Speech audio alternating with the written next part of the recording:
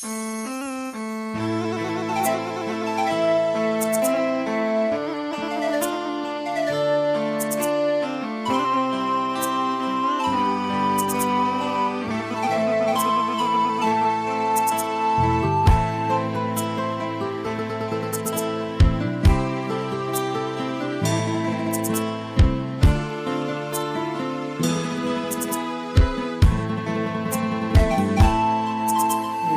ศร้าบ้านเฮาสิมี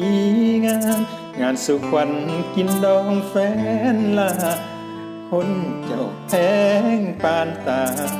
สิแต่งงานแล้วให้เจ้าเดินเขาเดินน้องสาวผ่านเจ้าเบอร์เขาการเต้นเรือ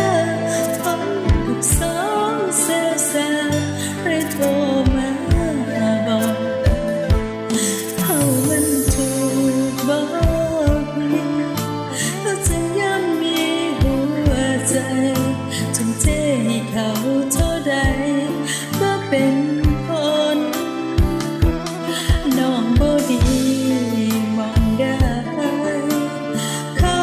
จังบ่รู้ตนจังก้าวข้ามหัวใจคนจริงใจให้เหตุใจสาลา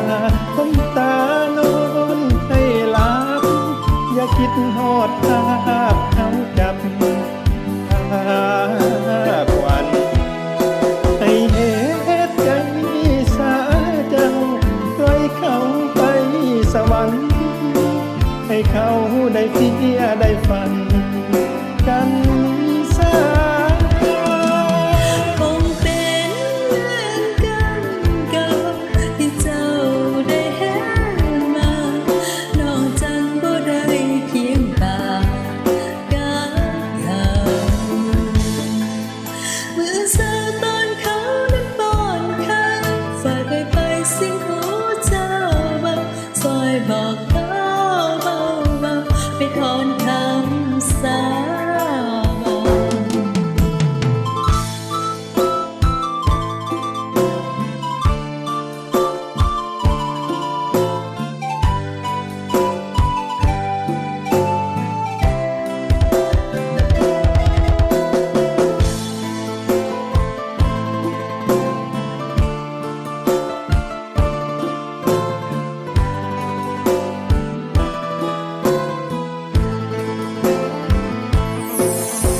ให้เหตุใจสาลาคมตานอนให้หลับ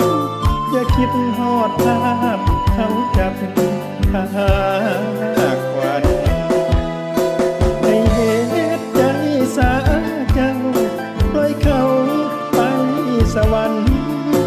ให้เขาได้เที่ยได้ฝัน